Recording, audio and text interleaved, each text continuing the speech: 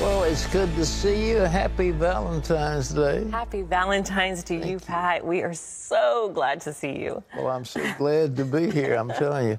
Hey, you know, we will spend in America $20 million on Valentine's Day. And Valentine was a Roman noble who accepted the Lord, you know, and they killed him. And so he was writing to his wife, and he signed these cards, "Your Valentine." And it was a great love affair. So, such a great love story. We're celebrating a man who was a dedicated Christian and who was killed for his faith. But, you know what the latest thing is today? It's not flowers. It's not candy. You know what the hottest new gift is? On Valentine's Day, it's not flowers or candy? I can't imagine. Chicken wings. No. Barbecue chicken wings. That is not romantic. It made into a little bouquet.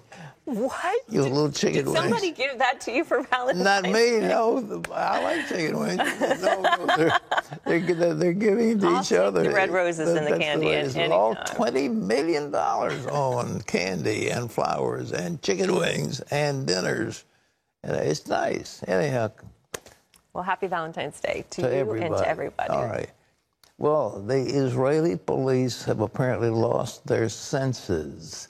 In the midst of the terrible crisis that is facing Israel, they want to indict their prime minister for corruption.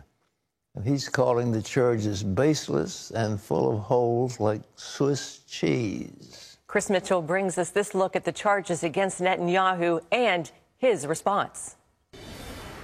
Israeli Prime Minister Benjamin Netanyahu addressed a nationwide audience and vehemently denied the charges. All those attempts without exception ended with nothing because I know the truth. I'm telling you, also this time things will end up being nothing. Netanyahu said everything he did was for the good of the country. This feeling of mission is the reason why I'm here, and that's also the reason why you, the citizens of Israel, are giving me your trust again and again, because you know that I'm doing everything when only one thing is in front of my eyes, the good of this country. Not for cigars from a friend, not for a journalistic cover, not for anything, only the good of the country, and nothing will deter me in this sacred kingdom. Also, not the accusations. The police recommended that Netanyahu be indicted for bribery and breach of trust in two separate cases, known as Case 1000 and Case 2000.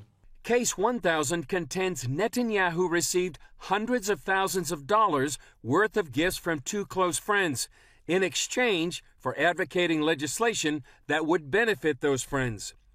Case 2000 asserts Netanyahu made a deal with a major Israeli publisher for favorable coverage that would weaken a rival publication.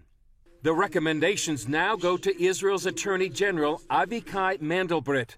He decides whether or not to indict Netanyahu or dismiss the charges. His decision could take months. In the meantime, his political rivals are calling for Netanyahu to resign. But even if he's indicted, he is under no legal obligation to step down. Now, with the possible war with Iran looming on the horizon, a volatile Middle East, and improved relations with the White House, Israel's longest-serving prime minister is entering the battle of his political and legal life.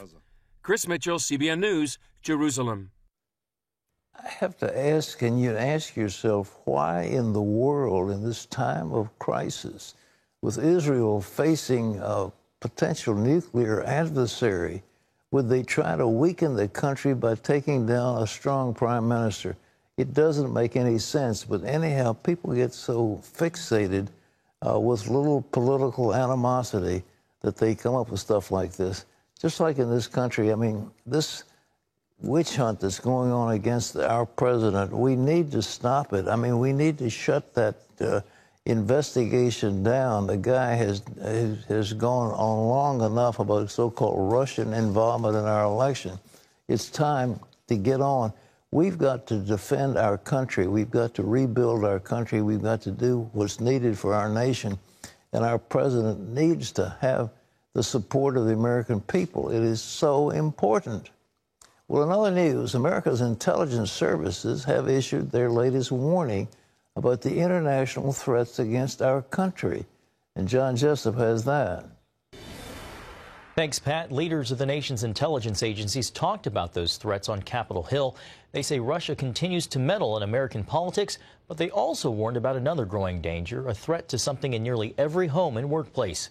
Mark Martin has the story. Appearing at a Senate Intelligence Committee hearing, National Intelligence Director Dan Coats issued a disturbing warning. Frankly, the United States is under attack. President Trump's 6 top intelligence leaders testified on Capitol Hill about the threats facing the United States. Coats told the Associated Press that cyber has been a game changer in many, many ways. U.S. intelligence came to the conclusion that Russia meddled in the 2016 presidential election, and 3 of the intelligence officials said Tuesday the U.S. has seen activity from Moscow with the goal of interfering in the upcoming midterm elections. We expect Russia to continue using propaganda, social media, false flag personas, and exacerbate social and political fissures in the United States. Have you seen Russian activity in the lead up to the 2018 election cycle? Yes, we have seen Russian activity and intentions to have an impact on the next election cycle here. But it wasn't just about Russia. This year's global threat assessment also referenced the risk of a military battle, especially with North Korea. The risk of interstate conflict is higher than any time since the end of the Cold War. In addition to North Korea, the report also singled out Russia, China, and Iran as posing the greatest cyber threats to the U.S. And Coats warned that cyber threats are coming not only from governments, but terrorist groups, criminal organizations, and students in dorms and people in their basements. Coats said the U.S. needs to come up with penalties for people who try to hack America's critical infrastructure, government, or financial institutions, or they'll just keep doing it. Mark Martin, CBN News. Thanks, Mark. Pat, you've been warning about cyber warfare as well for a while. I have indeed. It's so serious, and it is so, in a sense, easy to do because a guy in a garage can sit up and begin to hack our systems. And, you know, our major corporations have been hacked over and over again. I mean, all the way up the line to our Defense Department. And it is just amazing how vulnerable we are and how vulnerable everybody is. And these hacks go on, and, you know, it's just amazing. But we at Regent University, I want to say, have started a program on cyber security. We have a cyber range. It is the only university, as far as I know, in the United States that has anything this sophisticated. And we're offering degrees in cybersecurity. We'll be offering certificates to make trained cyber specialists, so they can get on this machine and a war game, a cyber attack and the response to it, and they can learn how to handle these things. But it's very serious and it's pervasive. So Regent University is at the forefront of fighting this. But it was a suggestion I made in the editorial page of the Wall Street Journal today that I think was very wise. Why don't we go after them? Why don't we go after the Russians? The NSA, as far as I can tell, has the most sophisticated cyber capabilities in the world. Why not take their vulnerabilities and spread them widely throughout the Russian populace to sow discord among their leadership? If they're going to do it to us, why not do it to them? We can do it more capably. We have better cybersecurity, and why not interfere with the war plans of the North Koreans, for example? Our people have the capability to do it. But anyhow, Regent University is training people. Let me give you a telephone number, by the way. It is 1-866-910-7615. There it is, 866-910-7615. That's Regent University, and inquire about the degrees, a bachelor's degree, master's degree, doctorate in cybersecurity, plus the certificate of cyber specialist, which I think there are 1 million jobs available right now. 1 million. Cyber specialist. Cyber specialist. It's amazing, yeah. So you go to several weeks or a month or 2 or 3 months of of intense training. I mean, 24-hour a day. I mean, like intense training in cybersecurity, and out of that will come a cyber specialist.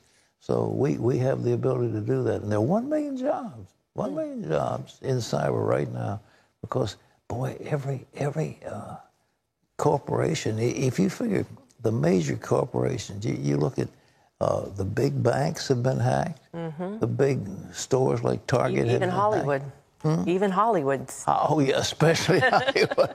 I mean, the North Koreans took away all the plot structures of some of their big movies. I mean, it's a major thing. Okay. Well, John, what's next?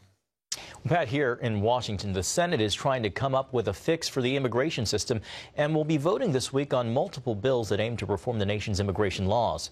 But as Abigail Robertson reports, it's unclear if any of those bills can get the votes necessary to pass. Senators believe the time is now for immigration reform, and they're deep into negotiations. They hope the right compromise will help them get the 60 votes needed to pass their version by the end of this week. If there's 60 votes for any of these proposals here in the Senate, we should be able to discover that, because we've been talking about this for months. Conservatives are pushing for the Secure and Succeed Act, modeled after the president's immigration framework. This is a good solution in which everybody gets something they want. The bill provides a pathway to citizenship for around 1.8 million dreamers, designates $25 billion for a border wall, ends the visa lottery program, and strengthens law efforts to fight human and drug trafficking. If Democrats want a solution, we have a solution. If all they want is an issue, that's cynical, but we won't get the solution. Another option is the McCain-Coons plan, which leaves out the $25 billion for the president's border wall. Senate Minority Leader Chuck Schumer says he doesn't know if either plan can pass, but voting on them will at least help move things forward. If these proposals fail, the body will continue to work its bipartisan will for a bill that can pass. It's difficult. Finding 60 votes for something that meets the needs of both sides and can deal with the dreamers and border security is not easy. Schumer says Democrats want just two things: protect the dreamers and get 60 votes. This is the closest we've come, and everybody has to make a really final effort. Majority Leader Mitch McConnell says senators have had plenty of time to debate the issue, and there's no reason they can't reach a bipartisan solution by the weekend. Reporting from Capitol Hill, Abigail Robertson, CBN News. Thanks, Abigail. Pat, back to you. I'm so glad they're getting close. You know, the Democrats said, we want it, we want it, we want it. So now the president is saying, I'm going to give you more than you asked for. And the Democrats are saying, well, I'm not sure we've got the votes. I mean, this is ridiculous. I mean, why would they want to stop this? These dreamers, they really need to get a path to citizenship. They were brought here as children. They are full-fledged Americans. They've lived here all their lives to date, however old they are. They're not too old, but they've lived here. They speak English. They're full-fledged Americans. And they need a path to citizenship. And the president says, okay, you asked for a smaller number, I want to give you a big number. So let's do it. And the Democrats to say, well, we're not sure, I mean, this is nonsense. The only thing that I would do would give the president a victory, which is, you know, what's wrong with that? He's our president. So don't you want your president to win occasionally? I think we should. John, let's get it done. What's next? Pat, Americans will be spending plenty of money to celebrate Valentine's Day this year, $19.6 billion. And that money will be spent on things like candy, greeting cards, maybe an evening out or flowers, gifts, and more. The survey was conducted by the National Retail Federation and Prosper Insights and Analytics. And Pat, I'm looking here, but no mention of chicken wings. Well, they just weren't up to date. I'm giving them the last word. I have got to see this. Yeah, you know. A bouquet of chicken wings, of barbecued chicken wings. Oh, wings are good. You know, I think I'd rather get the chicken wings than the bouquet of fruit. I know a lot of people like that and it's healthy. Yeah. But I'd rather get the wings. Well, you see, that would be a gift of love from the heart. All right.